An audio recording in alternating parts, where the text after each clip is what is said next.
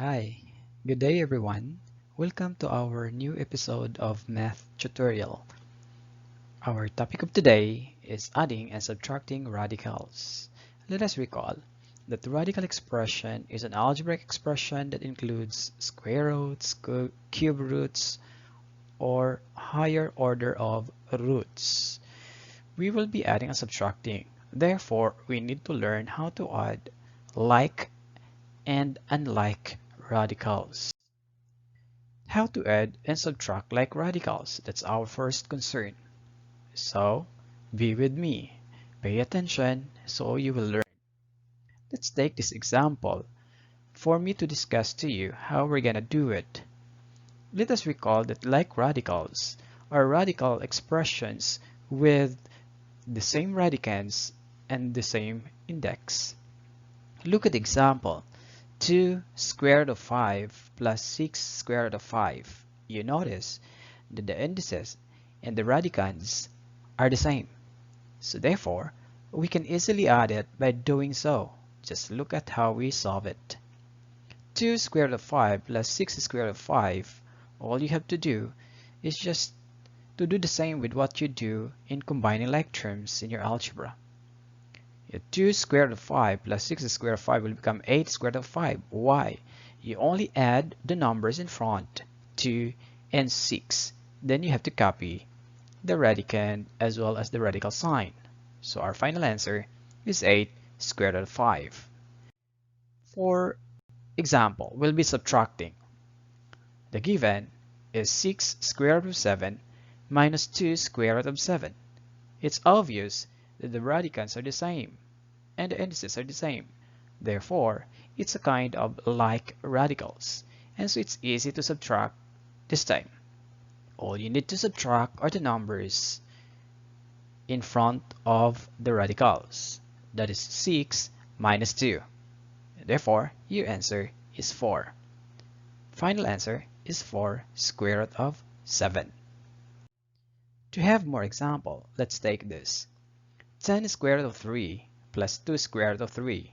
Still like radicals, so therefore you can easily add it. Again, you are only going to add the numbers in front, 10 and 2, then copy the radical.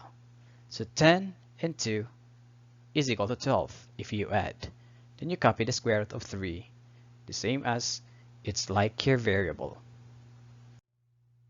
Then, how to add and subtract unlike radicals? When do we say it's unlike radicals? Of course, we knew that like radicals are radicals with the same index and the same radicands. This time, they might be the same of indices, but they don't have the same radicands. So what are we going to do? Let's take this example so you will learn. Example, 2 square root of 3 plus 6 square root of 12. 3 and 12 are not the same. They're not the same radicands. What we are going to do here is try to factor the numbers if it's factorable. And that your factor must be one of it is a perfect square. We don't need to factor 3 because it's already prime. We need to factor 12 because it can still be factored. Again, our factors must be one is a square or a perfect square and the other one is a number the same to the other radicand. So for 12 we can have 4 times 3. So square root of 12 can be written as square root of 4 times square root of 3. 4 is a perfect square and 3 is the same radicand with the first radical here, 3. So they will become the same if we are going to simplify. Then let's go on. We will extract the square root of 4 since it's a square. What is the square root of 4? That is 2.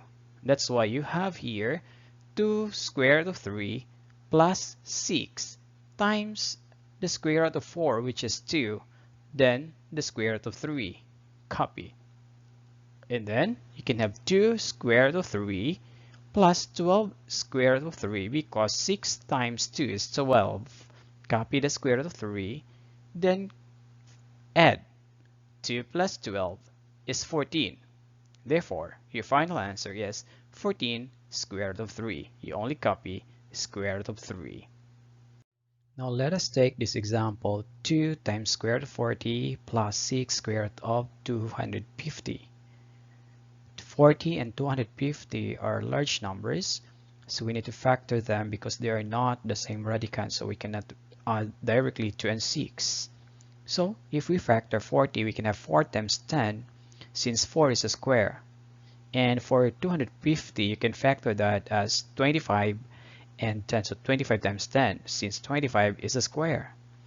Then you extract the square root of 4. Because it's a square, the square root of 4 is 2. That's why we have here 2 times 2. Then copy the square root of 10. For the 25, you can extract the square root of 25 since it's a square.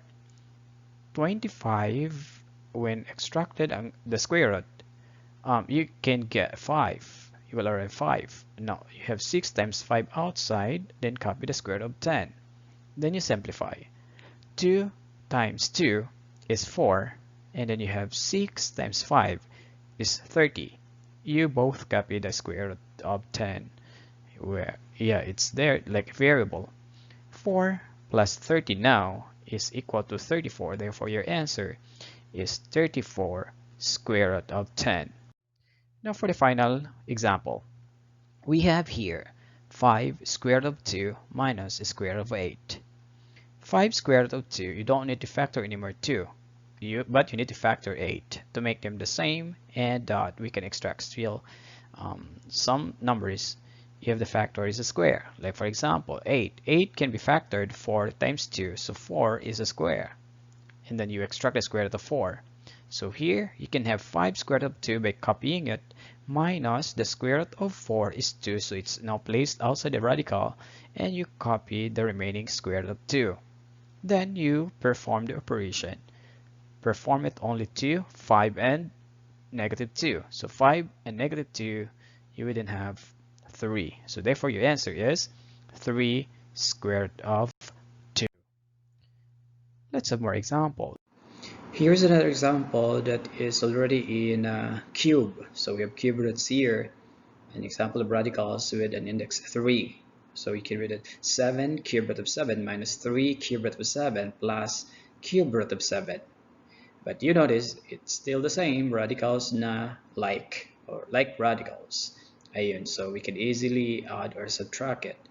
So what we understand is that, yeah, just like combining like terms, 7 minus 3 plus 1, because it's understood to have 1 here in front of the square, the cube root of 7, I mean.